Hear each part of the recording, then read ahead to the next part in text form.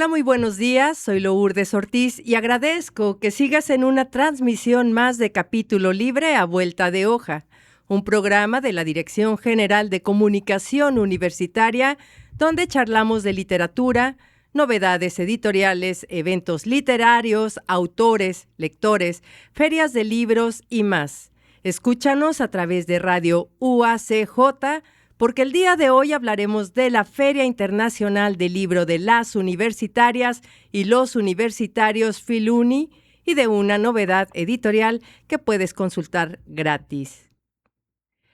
La UACJ presente en la Filuni. La octava Feria Internacional del Libro de las Universitarias y los Universitarios Filuni se celebrará del 25 al 30 de agosto en el Centro de Exposiciones y Congresos de la UNAM. Y la Universidad Autónoma de Ciudad Juárez, a través de la Coordinación Editorial y de Publicaciones, estará presente por octava ocasión. Para hablarnos más de esta feria, doy la bienvenida vía telefónica a Alicia Espinosa, subdirectora de Vinculación Filuni. Alicia Espinosa, muy buenos días. Gracias por tomarnos la llamada. Hola, buenos días, Lourdes. Un gusto estar con ustedes en este programa. Gracias. Alicia, coméntenos, ¿qué podemos esperar de esta edición de la Filuni?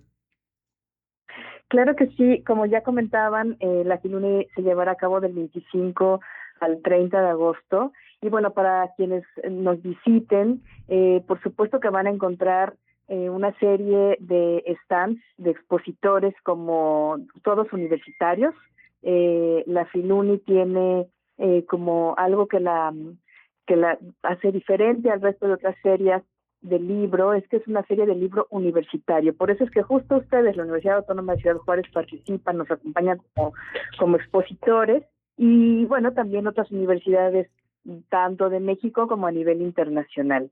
Tenemos algunas universidades de Iberoamérica que también están exhibiendo su catálogo, su oferta editorial, y eso es algo pues que hace única a la feria de alguna manera. Pero también alrededor de la exhibición de libros, del libro universitario, tenemos un programa académico y cultural muy rico para quienes nos visiten.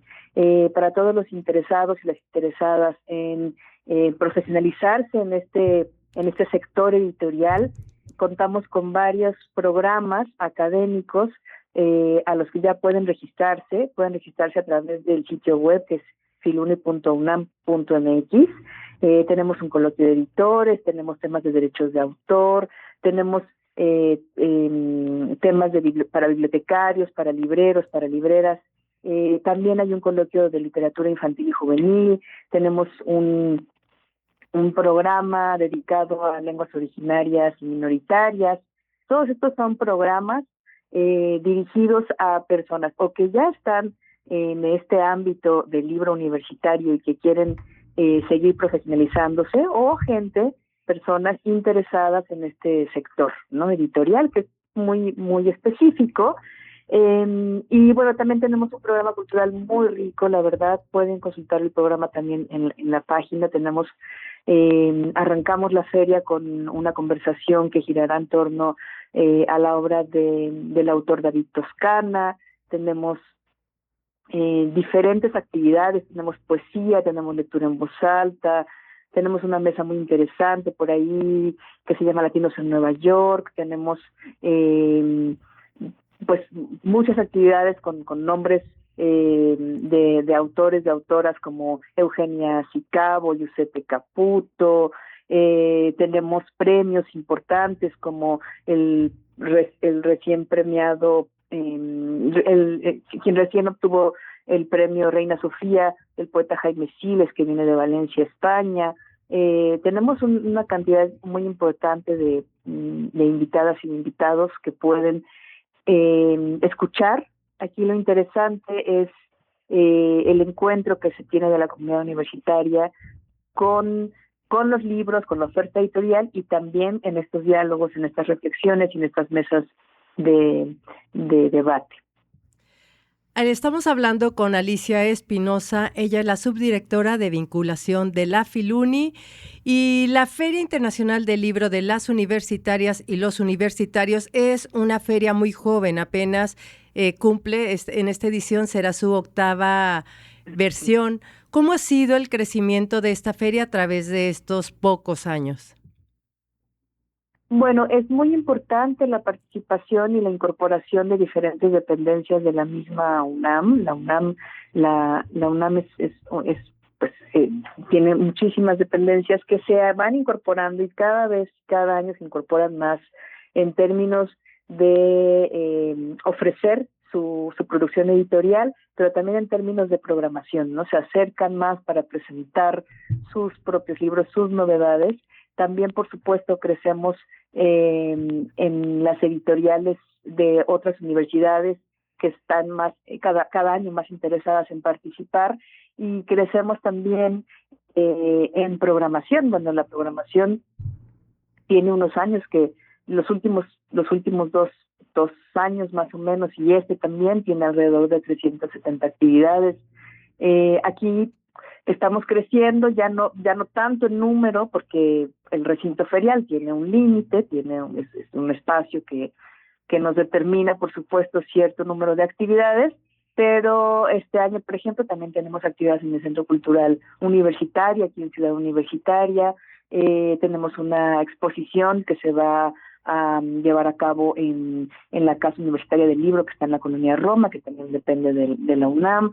Es decir, estamos extendiendo la feria a otros puntos más allá del recinto ferial, aunque por supuesto nuestro interés para que también puedan ver la oferta editorial siempre es invitarlos al recinto ferial, pero es la manera en la que también se está creciendo. Hay proyectos muy interesantes en donde se involucran estudiantes de la universidad.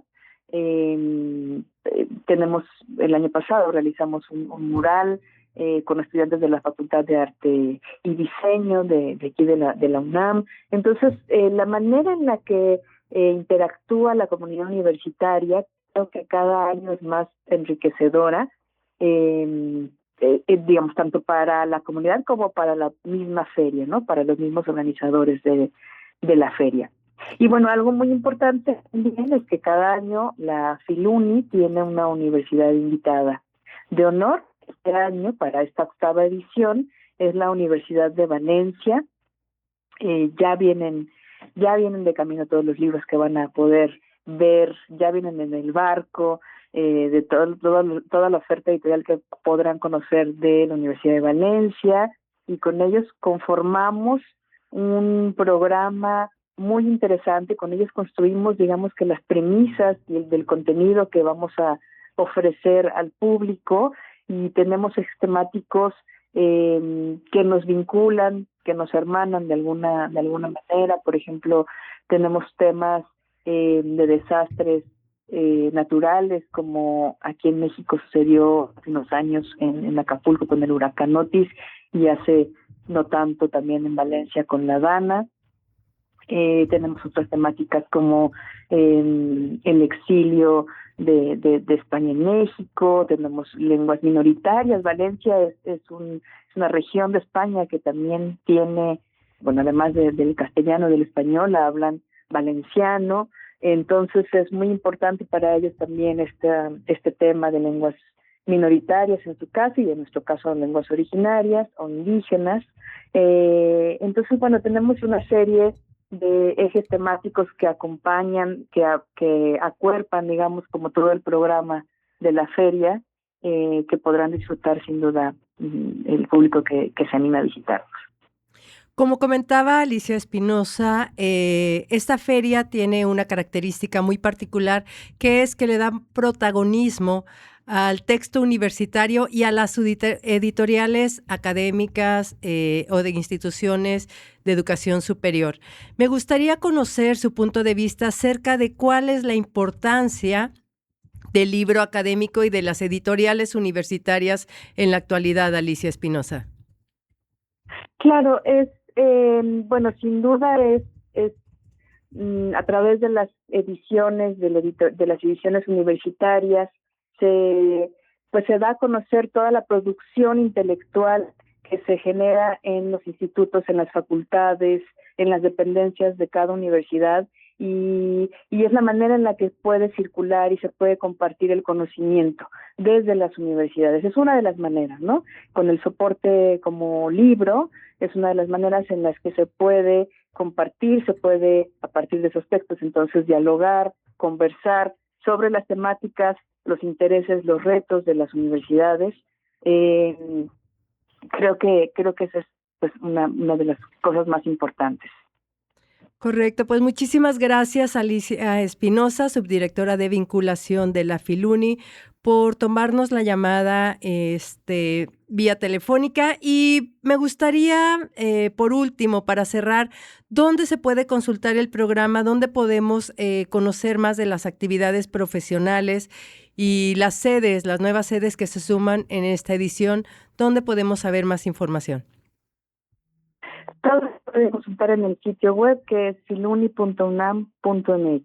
Ahí pueden encontrar toda la información, los horarios, la entrada es libre, entonces estamos felices de recibirles. Y muchas gracias también a la Universidad Autónoma de Ciudad Juárez, que además nos acompañan también con un stand y muestran ahí toda su oferta editorial de la universidad. Así es, la Universidad Autónoma de Ciudad Juárez presente en la Filuni del 25 al 30 de agosto. Muchísimas gracias, Alicia Espinosa, subdirectora de vinculación Filuni, aquí en Capítulo Libre a Vuelta de Hoja. Continuamos.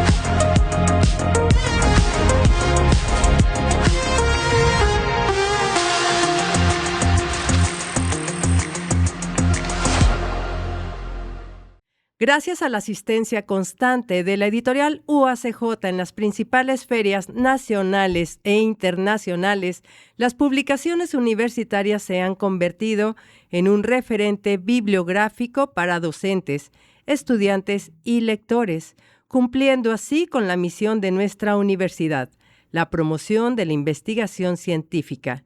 Visítanos en el stand 60 de la Filuni y asiste a las presentaciones de libros. Reformulación del Derecho Internacional Privado Mexicano de Jorge Silva Silva se presentará el 28 de agosto a las 6 p.m. en el Foro Matilde Montoya, y la presentación del libro El miedo intrincado, tomo 1 y 2, que se presentará en el Foro Beatriz de la Fuente el 29 de agosto a las 6 de la tarde.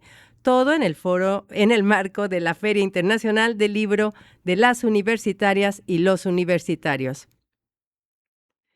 Una de las novedades que se presentarán en la Filuni es El miedo intrincado, tomo 1 y tomo 2, ideas y preludios para entender el terror, Estados Unidos, México y Perú, coordinado por Jesús Pérez Caballero, César Alarcón Gil y Carlos Murillo Martínez, a quien le doy la bienvenida y agradezco que nos acompañe. Muchísimas gracias.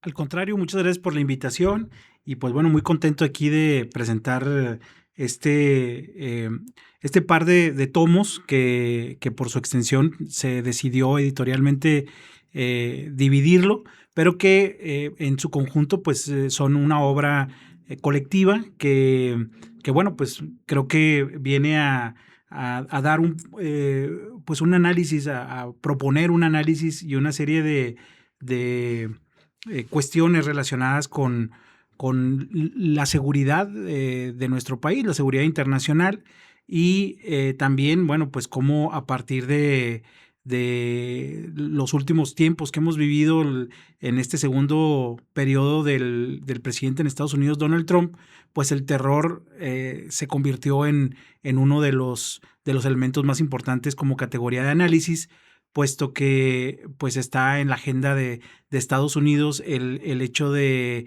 definir quiénes son terroristas y quiénes no, para poder establecer sus políticas internas de seguridad nacional, ¿no? Por ahí va más o menos el tema y bueno, pues desde el punto de vista de las relaciones México-Estados Unidos, pero se agrega un país también latinoamericano que es Perú, por una de las autoras, que pues desde otro ámbito que no es muy común que se vincule con México, desde el ámbito peruano, también nos habla, ¿no?, acerca del mismo tema, pero desde esa óptica, ¿no?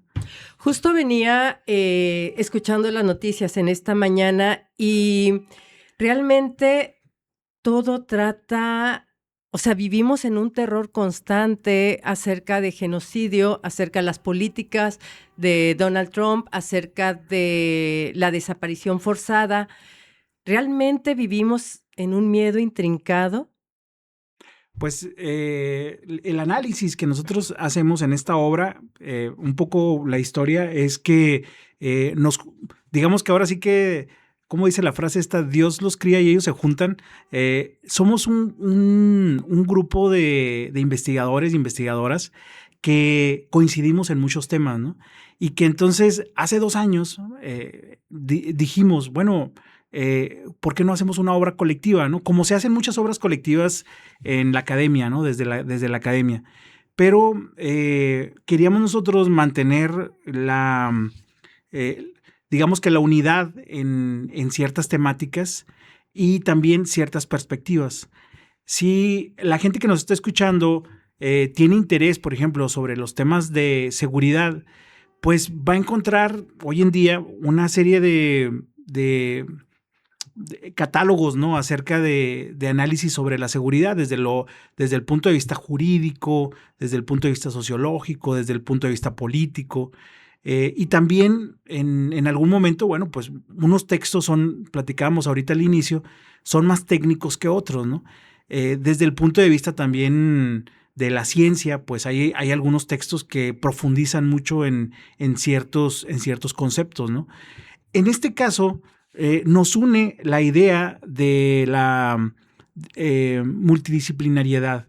O sea, buscamos nosotros que la seguridad no sea vista desde una sola arista, sino que tengamos nosotros la oportunidad de verlo de distintas aristas e inclusive tratar de contrastarlo con obras clásicas, pero también con obras literarias, ¿no? Porque a veces, y nos pasa mucho aquí en Ciudad Juárez, a veces los límites que tiene la ciencia no nos permiten llevar el análisis más allá de pues estos elementos que de repente son una camisa de fuerza, ¿no? Que claro, dentro del mundo académico son necesarios, pero que también en algún momento pues hay que salir un poco dirían los estadounidenses, ¿no? Salir un poco de la caja, salir un poco de la tradición científica y tratar de encontrar otras miradas, ¿no? Que nos permitan observar el mismo fenómeno, pero a lo mejor darle otra lectura, ¿no? Entonces de ahí que se haga un análisis sobre el terror, por ejemplo, en el primer tomo, desde el punto de vista semántico, pero también desde el punto de vista poético, pero también desde el punto de vista legal y tratar de encontrar las intersecciones entre todas estas líneas, ¿no? Y eso yo creo que es lo fascinante de la ciencia, ¿no? Que nos permite en un momento dado, quizá en las fronteras de la ciencia, pero que nos permite en algún momento tratar de ir más allá de lo que podría ser el positivismo, el objetivismo, o podría ser esta mirada muy técnica, ¿no? ¿Qué es la seguridad? Pues lo que dice la ley. ¿Qué dice la ley? Bueno, pues esto es lo que dice la ley. Y, bueno, a lo mejor ahí nada más lo desarrollamos. No, vamos un poco más allá. Y vamos un poco más allá tratando de entender que que diría Paco Ignacio Taibo II en uno de sus libros que me gustan mucho y que siempre creo que es un buen ejemplo para este tipo de casos. Dice él, bueno, narra una situación y dice que un trabajador que está en un sindicato y que están haciendo una huelga, él llega con unos libros y les dice, miren, ahora compañeros, vamos a hablar sobre estos libros que tienen que ver con el sindicalismo. Y le contesta este señor sindicalista ya de edad avanzada, le dice, Paco, somos lo que somos y no lo que los libros quieren que seamos. Y eso me pareció fascinante, ¿no? Porque precisamente digamos que esa es la esencia de estos dos tomos, ¿no? Del miedo intrincado. Es tratar de encontrar lo que somos y no lo que las leyes o los libros o las teorías quieren que seamos, ¿no? Porque hasta en ese punto digamos que puede resultar la salida fácil, puede ser la respuesta fácil el hecho de decir, ¿qué es la seguridad? Pues vámonos a los autores más conocidos, tomamos a 3, los discutimos y esto es la seguridad. Y cuando nosotros vamos más allá de eso y dejamos un poco esa discusión para tratar de encontrar otras discusiones, ahí es donde nosotros creemos que hay mayor posibilidad de crear algo realmente nuevo y darle a los lectores, a las lectoras, pues una visión distinta, ¿no? De lo que se ha venido trabajando con estos temas. Ese es el objetivo, ese fue el objetivo hace 2 años de este libro.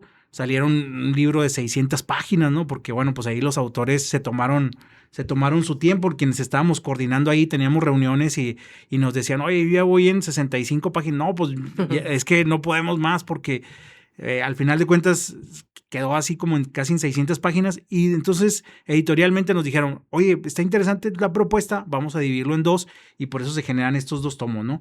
Y a partir de estos 2 tomos, la idea es dejar una fotografía de la época que nos tocó vivir y decir, ¿sabes qué? Bajo estas condiciones de la historia de los años 2024, 2025, 2026, esto es lo que nos tocó vivir. El miedo como parte del sistema, el terror como parte del sistema y cómo se van dando estas frecuencias entre uno y otro y cómo el Estado y también fuera del Estado, las organizaciones del crimen organizado, bueno, valga la redundancia, las organizaciones criminales, pues también están presentes y bueno, pues como bien lo comentabas tú, ¿no?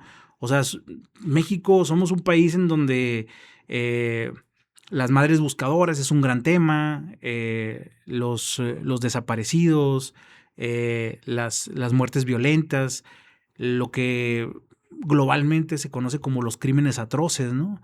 Las matanzas, todo esto, ¿no?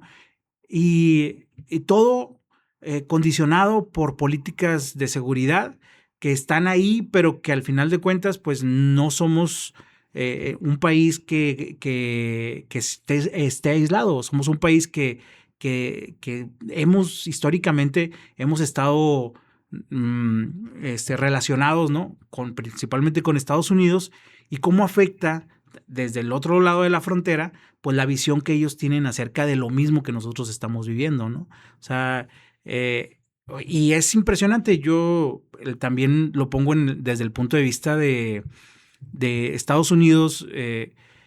Estaba revisando ayer unas entrevistas de policías en Estados Unidos y entonces es impresionante el tema de las adicciones en Estados Unidos, que todos lo conocemos, pero de cómo los cárteles de la droga, del crimen organizado internacional, pues tienen estos tentáculos que llegan hasta pueblos pequeñitos allá alejados, ¿no? de México, pero hasta allá llega la producción de drogas que tenemos en Centroamérica, en Sudamérica y en México.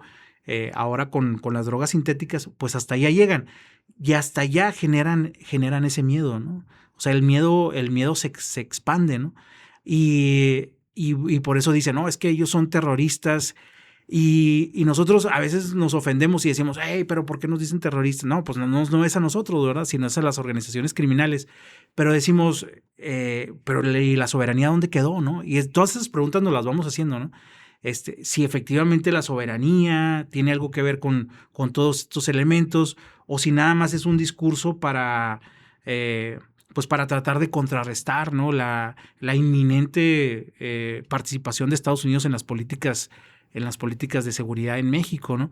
Entonces, bueno, son una serie de reflexiones que a veces pensamos en el mundo en el que vivimos, que somos el centro del universo, ¿no? Nosotros pensamos, no, es que México, todo lo que reflexionamos es alrededor de México, pero cuando decimos, bueno, ¿y qué pasa en Perú?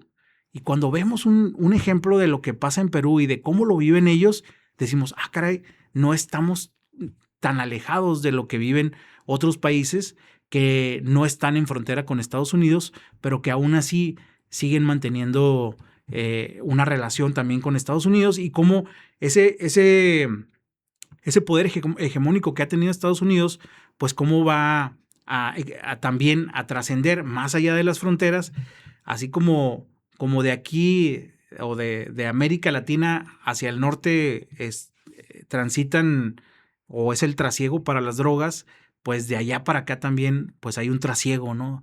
Que tiene que ver a lo mejor también con armas y con dinero, ¿no? Con todo lo que tiene que ver con la organización, con las organizaciones criminales internacionales, pero que están en un constante ir y venir, ¿no? De todo eso se trata, y de cómo se interpreta este mundo a partir de lo que vemos en las noticias, de lo que hay en las leyes, de lo que escuchamos también de viva voz de las experiencias de la gente. Y todos estos investigadores y investigadoras que participan son gente que ha estado ahora sí que fuera de la academia en otras áreas de investigación, que les ha dado una visión completamente distinta a la del investigador tradicional que se dedica toda su vida a la academia, ¿no? Muchos de ellos vienen de áreas de inteligencia, han participado con gobiernos tanto en México como en Estados Unidos o en Europa, ¿no? Y eso lo hace también fascinante porque no es la visión tradicional del investigador, sino que es una visión más sí, amplia, ¿no? Sí, no es una sola voz, ahí hay polifonía en el texto, ¿no? Me surgen muchas dudas, comentarios acerca de El miedo intrincado. Estamos comentando con Carlos Murillo Martínez acerca de este libro, El miedo intrincado, el sentido del terror en los sentidos, que usted puede consultar de manera gratuita en elibros.uacj.mx. Descargue estos 2 tomos totalmente gratis. Y en relación a lo que usted dice, yo recuerdo que hace algunos años yo vi un documental de Michael Moore acerca de la cultura del miedo, el miedo que se utiliza como herramienta para manipular en este caso en particular, en el documental veíamos a Estados Unidos. Todavía, bueno, es una pregunta muy lógica. Todavía se utiliza el miedo como herramienta, pero creo que no solo en Estados Unidos, sino ahora también en América Latina, ¿no? ¿Hasta cuándo vamos a poder o hasta cuándo se va a poder utilizar esta herramienta, esta arma para manipular a los habitantes, ciudadanas? Sí, claro. Bueno, esto es algo que se ha analizado mucho, sobre todo cuando nosotros hablamos, por ejemplo, de la doctrina del shock, ¿no? O sea, de Naomi Klein, ¿no? Que es esta política que hemos visto en Estados Unidos, no de ahorita, sino de toda la vida. ¿Qué significa para nosotros? Bueno, significa eso, significa de una forma muy, digamos que muy acentuada en los últimos años, es la idea de ahí vienen los malos y nosotros somos los buenos, ¿verdad? O sea, en esta posibilidad de... y ahora en estas políticas de migración, por ejemplo, se habla de la amenaza que son para Estados Unidos los migrantes, porque dicen, bueno, es que ellos traen droga, ¿verdad? Cuando no es así en todos los casos, sino que pues habría que revisarlo más a fondo, pero ellos, su premisa es, hay que tenerles miedo, porque ellos son los que nos tienen a nuestros hijos y a nuestras generaciones, los tienen, pues, en una adicción terrible, ¿no? En la que está Estados Unidos. O sea, son ellos, los migrantes, los que vienen aquí a causar el miedo. Y entonces, como necesitamos ponerles un freno, entonces hay que endurecer las políticas de migración, hay que cerrar las fronteras, hay que levantar el muro, hay que cambiar el muro, el otro muro no sirvió, vamos a levantar otro. O sea, todo esto tiene que ver con el discurso del miedo, ¿no? Y se da en todos lados, ¿no? O sea, cuando nosotros vemos que el gobierno dice, oye, cuidado, porque Estados Unidos se está metiendo de más y un día van a venir con las Fuerzas Armadas, que van a llegar los Marines, antes decían, hace muchos años decían los cascos azules, no, los cascos azules, no, pues ahora ya los Marines o el ejército de Estados Unidos va a entrar, cuidado. Entonces, esa es otra forma también de hablar sobre el miedo, ¿no? Y el miedo, pues, es una herramienta, ¿no? Es una herramienta política también. ¿Cuándo vamos nosotros a dejar de ver estas políticas del miedo como parte del control social que ejerce el Estado? Pues yo creo que es algo que es inherente a los gobiernos, ¿no? El tratar de proteger a los ciudadanos, pero para protegerlos pues tiene que haber un villano, ¿no? Entonces hay que construir un villano, ¿no? Y si nos ponemos a revisar la historia, pues siempre ha habido un villano, ¿no? Siempre, digo, si nos vamos a la Alemania nazi, los villanos eran los judíos, ¿no? Y ahora, después de la Segunda Guerra Mundial, pues ahora los villanos son los alemanes, ¿no? Y entonces, bueno, no ahora, sino en esa época, ¿no? Posguerra, perdón. Entonces, yo creo que ahí está, ¿no? Ahí está, pero ¿cuál es el miedo que tenemos nosotros, por ejemplo, aquí en Juárez?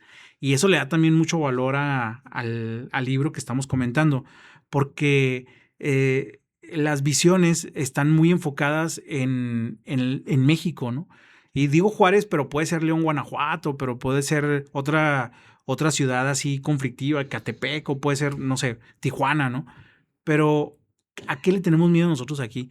Cuando viene la gente de fuera, que a ustedes les toca también mucho recibir a académicos que vienen de fuera, dar una conferencia o algo, o simplemente familiares, ¿no? Que de repente llegan y llegan a Juárez y dicen, oye, ¿cómo puedes vivir aquí?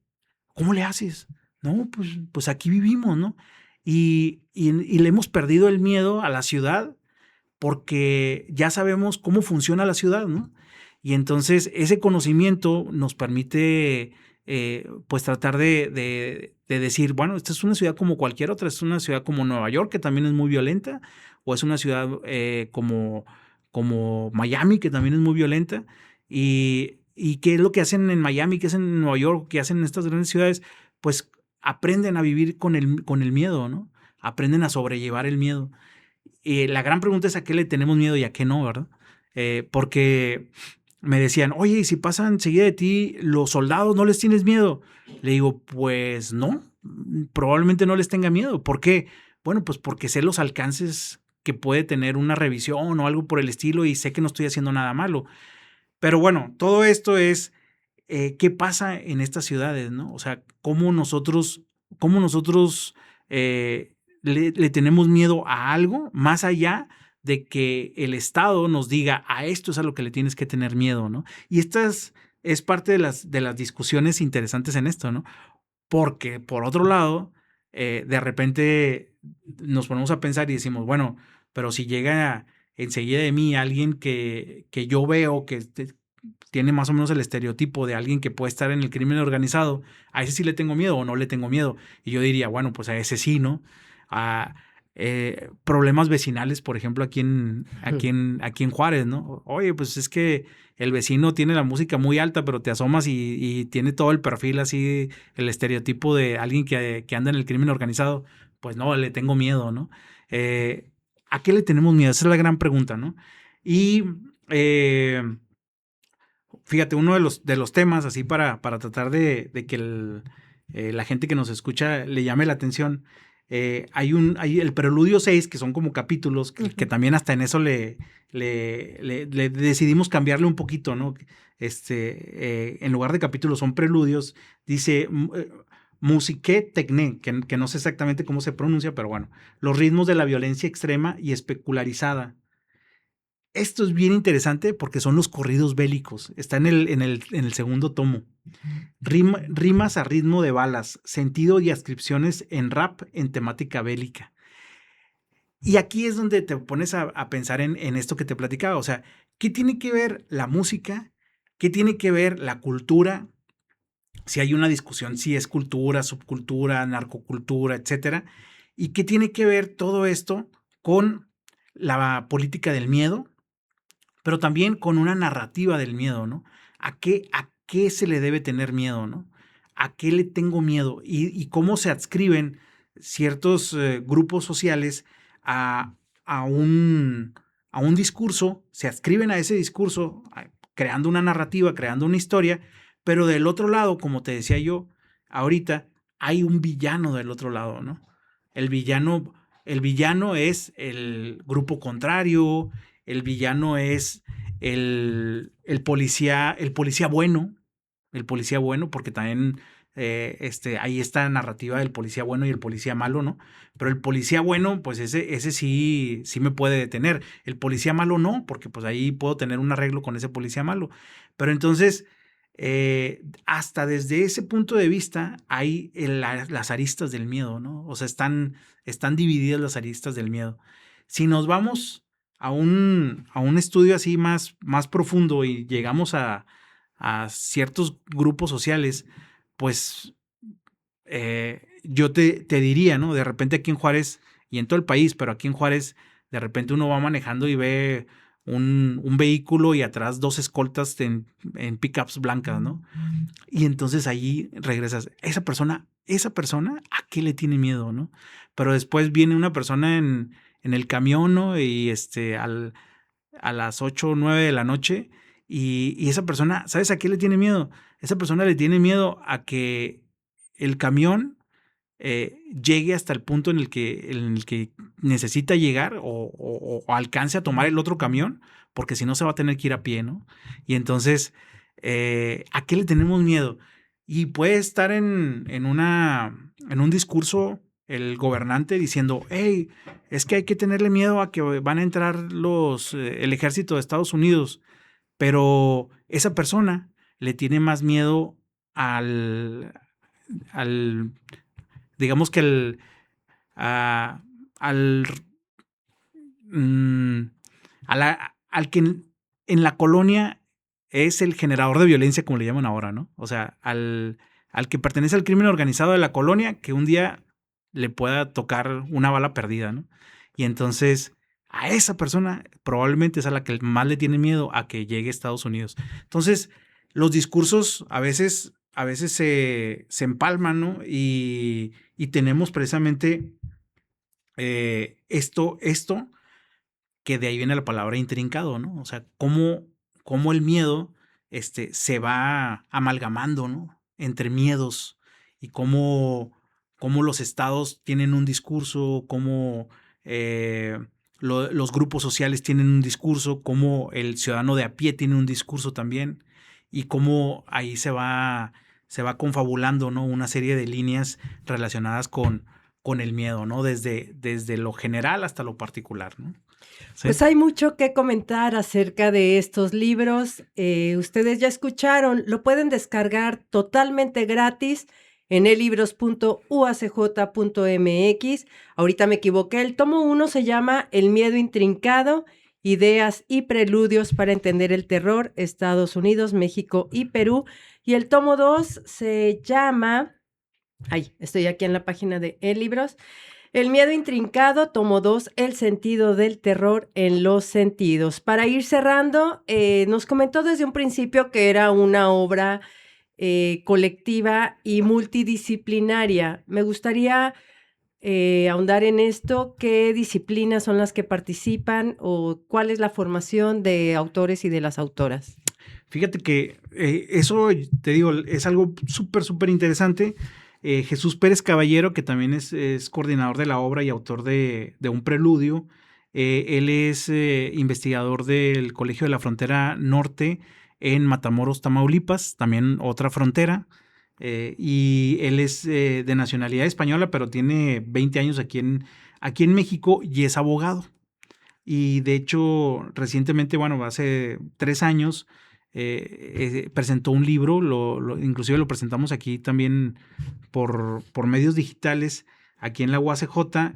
Presentó un libro sobre el delito, en aquel entonces un delito muy novedoso, de halconeo, que le llamaron, que era una reforma al Código Penal en cuanto a esta acción, ¿no? de informar, de avisar a los grupos del crimen organizado cuando algo sucede, el halconeo, ¿no? Jesús Pérez Caballero, abogado, pero con una obra muy sólida en materia de derecho penal. César Alarcón Gil, también coordinador de la obra y autor de 2 preludios.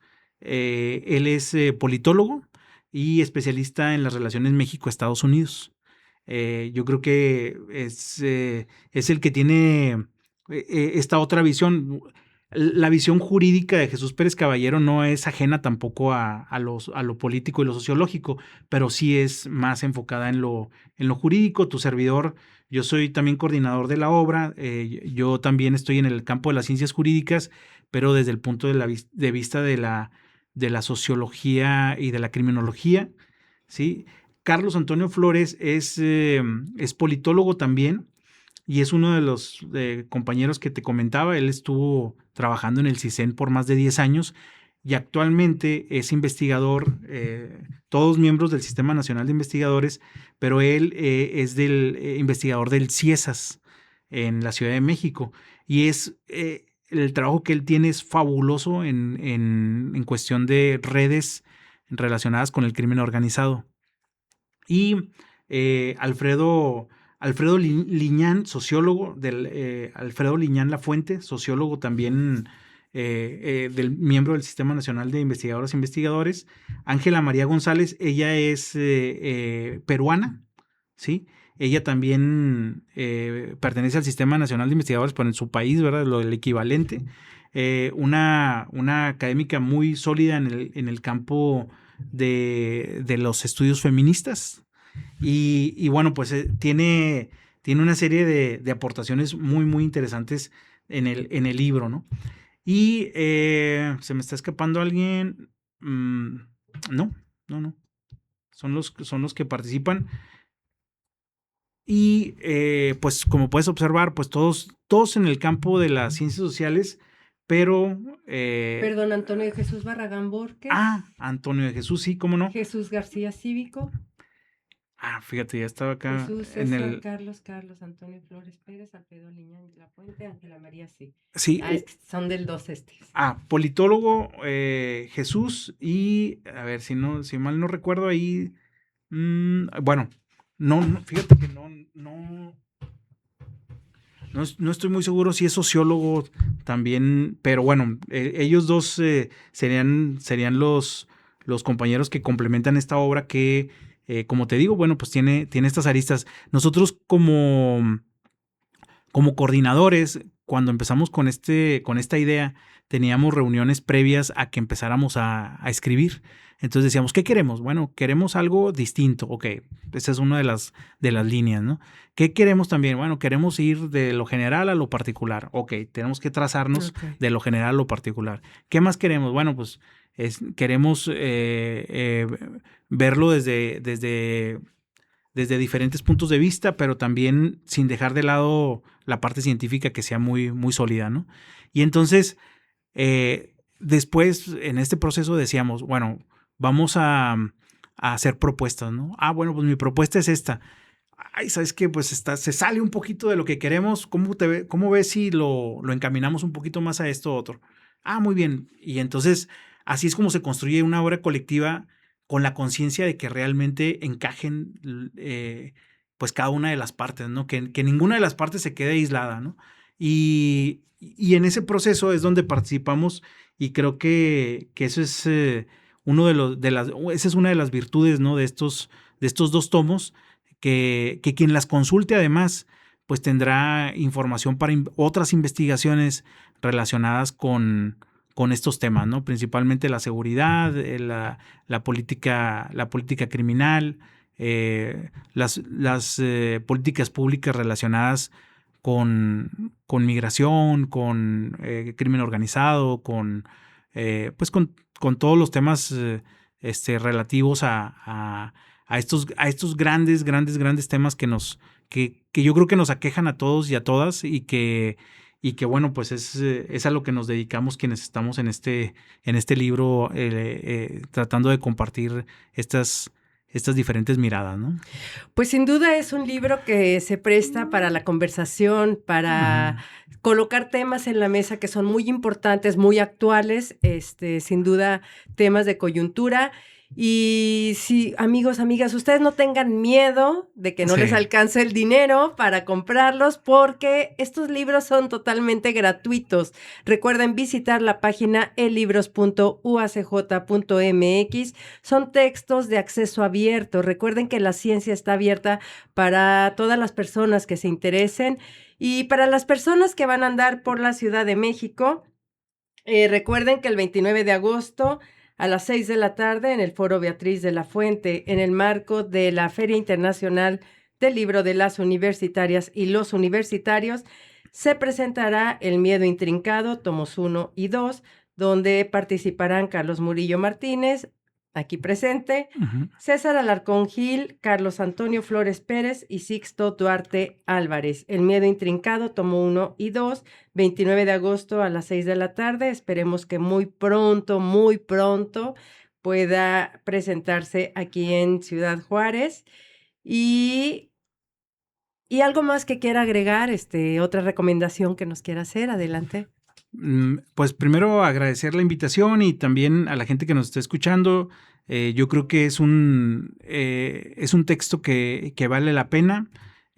Cualquiera de los preludios que elijan, cualquiera de los capítulos que elijan para leer, estoy seguro que les va a dejar un buen sabor de boca y que va a abrir una reflexión en los trabajos que estamos haciendo. Afortunadamente, como bien lo comentabas, pues es completamente gratuito, está en Open Access y pues también hoy en día, fíjate que hemos hecho algunos ejercicios y este tema es transversal porque va desde el diseño gráfico hasta el entrenamiento deportivo. Si lo queremos ver desde el punto de vista de la química, obviamente también, ¿no? Porque pues ahí está todo el tema de las drogas sintéticas. Si nos vamos a lo técnico, a las ingenierías, o sea, alguien que está estudiando una ingeniería, pues también tiene que conocer, ¿no? Cómo está el mundo actualmente. Entonces, a lo musical, ahorita que veíamos. A lo cultural. Así es. Sí, creo que... Las finanzas, el lavado de dinero, o sea, para poder entender el lavado de dinero desde el punto de vista financiero, pues hay que entender cómo funciona todo lo demás, ¿no? La cuestión de derechos humanos, en sí es un tema muy importante. Bueno, son libros muy importantes que de verdad, amigos, amigas, léanlos. Ahorita lo comentábamos, tiene unos títulos, los preludios, no capítulos, muy poéticos. Esto de preludio también que me recuerda a la ópera, música clásica. Entonces, léanlo, por favor, y no se van a arrepentir. Y además, después podrán con el autor invitarle un café para seguir la discusión. Claro que sí, muchísimas gracias. Gracias, amigos, amigas. Continuamos en Capítulo Libre a vuelta de hoja.